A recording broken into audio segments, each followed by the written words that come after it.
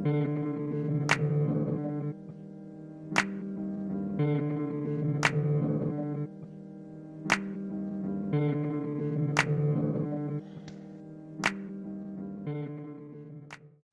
a great way to incentivize memorizing a poem is with reward. It's a good way to exert control over a situation, which is very appealing to kids.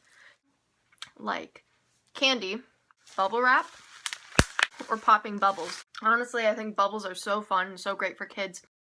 And if you're concerned about the safety of the soap bubbles or the gum bubbles or the bubble wrap, you can choose any one of these assortments to help validate your child's learning.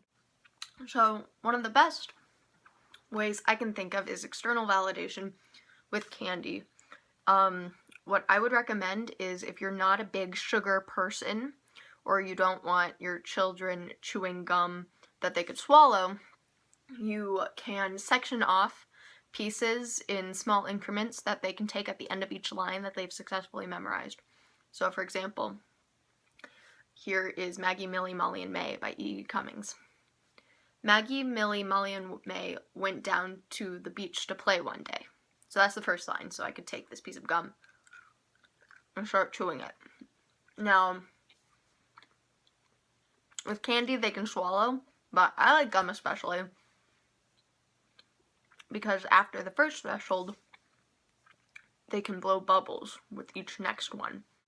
If I were to go on to the next stanza, it would be, and Maggie found a shell that sang so sweetly she forgot all of her troubles. And bubble wrap is actually a great tool because it comes with all of these individualized bubbles that you can pop at the end of a word or the end of a line. It's very satisfying.